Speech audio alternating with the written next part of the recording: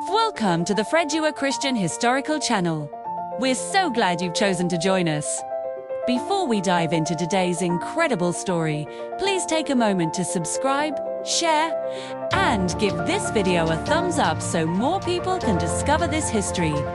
Today, we're resharing the inspiring story behind the remarkable birth of a man who would change the spiritual landscape of the world, John Wesley.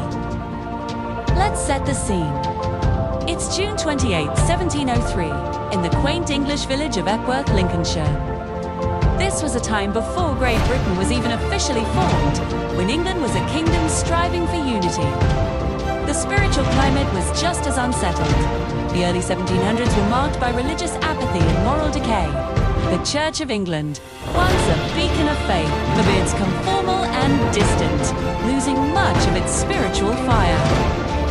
But in this time of darkness, one family shone like a bright light: the Wesleys. Their home was a hub of strong Christian devotion and a deep commitment to education. John's father, Samuel Wesley, was the rector of the local parish church. He was a dedicated clergyman, respected by his community, but often struggling financially. Hugh's generosity and a very large family meant money was always tight. Speaking of a large family, John Wesley was the 15th of 19 children born to Samuel and his wife Susanna. Now, Susanna Wesley was a woman of extraordinary faith and intellect. She was known for her deep piety, praying daily for each of her children by name. She personally taught them to read, write, and, most importantly, to study the scriptures.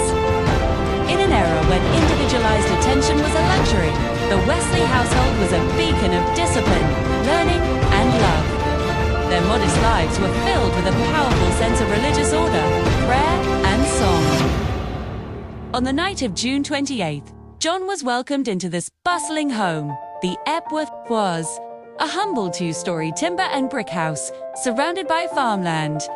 While historical records don't speak of dramatic signs in the sky, his birth was a cherished event. He was baptized shortly after, a deeply meaningful tradition in the Church of England, and given a name full of promise, John, which means God is gracious.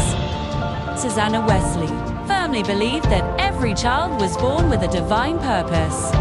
From his very first days, she poured her spiritual dedication and moral guidance into young John. This belief in his special calling was dramatically confirmed a few years later. In 1709, when John was just a boy, a devastating fire swept through the rectory. Miraculously, he was rescued from an upper window just moments before the roof collapsed. He was, as his family would say, a brand plucked from the burning his family, and the entire community saw this incredible survival as a clear sign of divine intervention. Susanna was convinced that God had saved her son for a unique and powerful mission. She wasn't wrong. See, this single event solidified in her mind that John was destined for something great, a belief that would shape his entire life. So why is his birth so important? The birth of John Wesley marks the beginning of a life that would completely revitalize Christianity in a spiritually desolate England.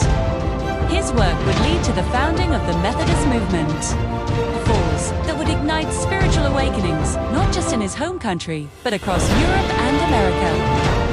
His life's journey, which began in that humble rectory, would lead to a global spiritual renewal that continues to this day.